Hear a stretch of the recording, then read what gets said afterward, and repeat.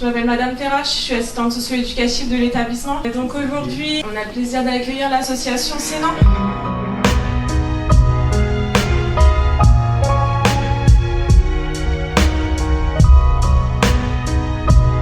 Vont être abordés des thèmes un peu pointus qui font pas toujours plaisir mais pourtant qui doivent être abordés. Ce matin ce sera petite conférence sur la présentation de l'association avec une vidéo de présentation et une vidéo de témoignage, et cet après-midi ce sera groupe de parole du coup. On pourra discuter tranquillement, sans stress. Donc je m'appelle Ariel Bacht, je suis présidente de l'association Sénan. L'objectif de Sénan, c'est d'accompagner les femmes et les hommes en situation de vulnérabilité et ou victimes de violences intrafamiliales à se reconstruire, retrouver leur liberté et devenir autonomes. Et ça, que ce soit l'autonomie économique ou l'autonomie simplement en s'insérant socialement. Le projet Gilet Rose vise à soutenir, accompagner et créer un dialogue avec les femmes en situation de vulnérabilité, les hommes aussi, dans les quartiers prioritaires de la politique de la ville, vous sensibiliser, vous informer sur les thèmes de la violence, de la solitude, de l'autonomie et de la confiance. En présence évidemment de professionnels. Donc, du coup, je m'appelle Laura Lancrin, je suis psychologue clinicienne. Je suis docteur en psychologie et psychopraticienne. Je suis Isabelle Pérouse, conseillère en images.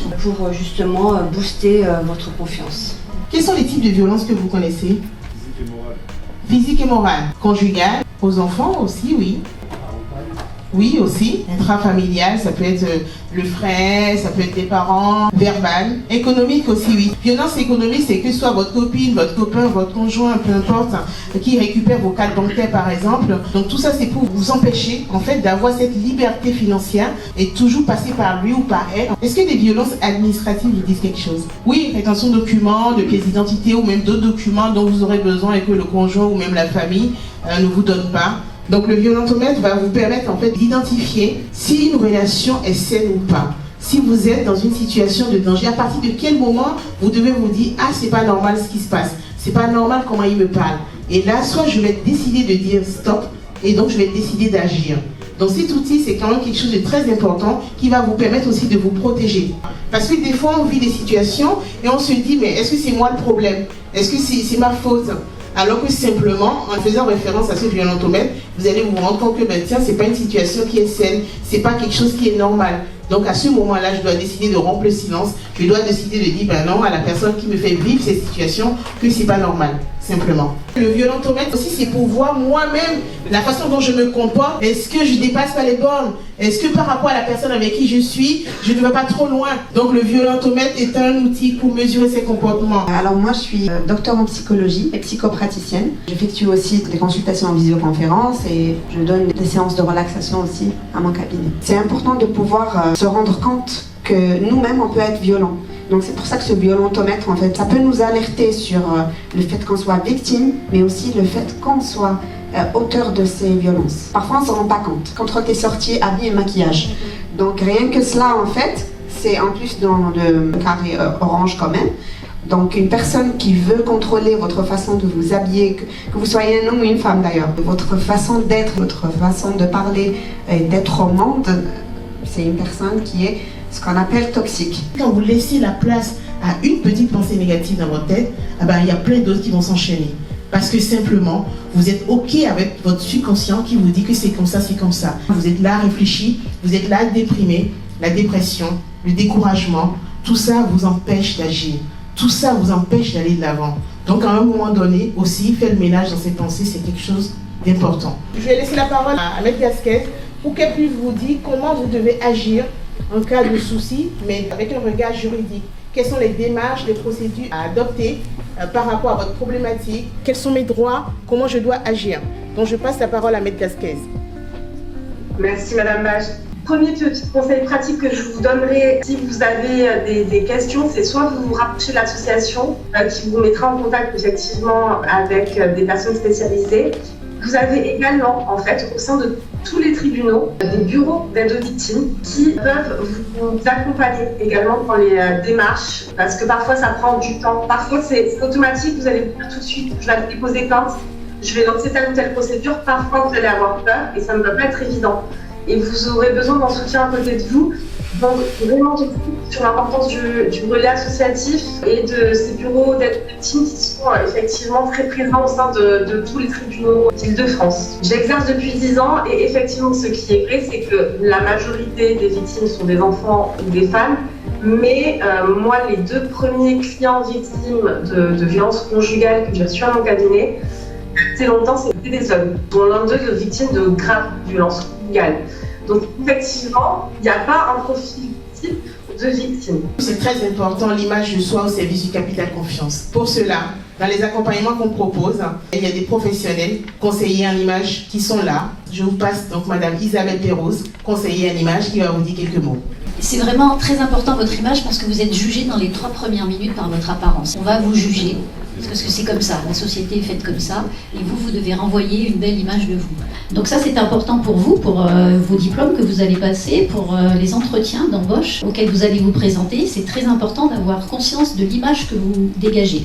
Donc ce qui est important c'est d'être bien à l'intérieur pour que ça se voit à l'extérieur. Mais tout ça c'est un travail qui se fait et donc moi mon travail c'est de vous aider à valoriser votre potentiel en fait. Parce que vous êtes tous beaux et belles. Mais ça, on ne le sait pas toujours et souvent, moi je rencontre des gens qui ne s'aiment pas. Donc déjà à la base, c'est apprendre à s'aimer. Et ça, c'est le plus compliqué. Donc c'est très très important pour vous déjà de savoir qui vous êtes. Et après, moi ce que j'aime, c'est faire ressortir votre personnalité. C'est pas ressembler à tout le monde, c'est être vraiment vous-même, la personne que vous êtes à l'intérieur. Et donc ça, bon, j'ai mes outils bien sûr, donc les outils c'est la colorimétrie, la morphologie, le maquillage, ou pour les hommes la barbe, la coiffure, et après les vêtements, parce que les vêtements, il faut savoir quels vêtements porter. Et les vêtements, quand vous connaissez votre morphologie, c'est beaucoup plus facile de savoir ce qui va vous aller. Et ça va vous donner vraiment une réelle confiance en vous. Alors, avec quoi vous repartez? Quel est l'apprentissage que vous avez eu pendant ce moment d'échange? Je veux des mots-clés. Violentomètre, très bien. Des démarches juridiques. Des démarches juridiques. La capacité d'agir. Merci, la confiance en soi. L'idée de ce groupe de parole, c'est vraiment qu'on puisse échanger en toute convivialité.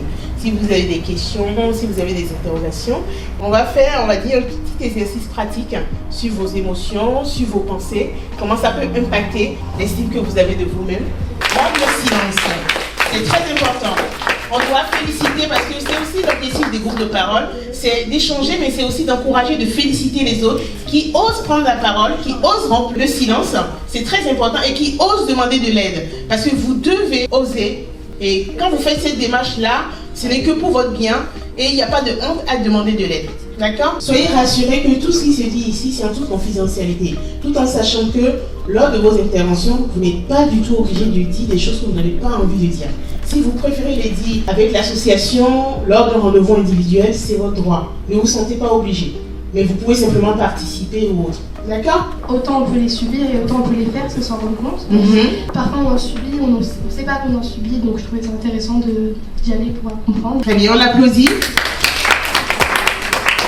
Il faut croire en vous, hein. Vraiment, il faut croire en vous. Vous savez, on a tous des rêves, ne les laissez pas de côté à cause des difficultés, à cause des situations dramatiques qu'on traverse. Vous devez tout faire pour vous battre, pour pouvoir arriver au bout de ce tunnel, même si je sais qu'il y a des moments où c'est vraiment très très compliqué, très difficile. Mais accrochez-vous, soyez déterminés, motivés et persévérants ou persévérantes pour la suite de votre vie, simplement. Et vous êtes les seuls acteurs ou actrices de vos vies. Parce que si vous n'avez pas envie, vous n'êtes pas motivé, vous pouvez avoir tous les accompagnements, les meilleurs accompagnements du monde, mais les choses ne changeront pas. Donc vous devez être motivé et dire maintenant c'est décidé, assez c'est assez. Je ne veux plus subir. J'ai envie de changer, j'ai envie de voir ma vie différente, j'ai envie de voir autre chose et de réaliser, ne serait-ce que d'essayer de réaliser mes rêves. Qui ne tente rien à rien, mais donnez-vous les moyens d'abord. Et quand on se donne les moyens, on fait beaucoup d'efforts, il y a un peu de résultats. Mais si on ne fait rien, rien ne se passe, simplement.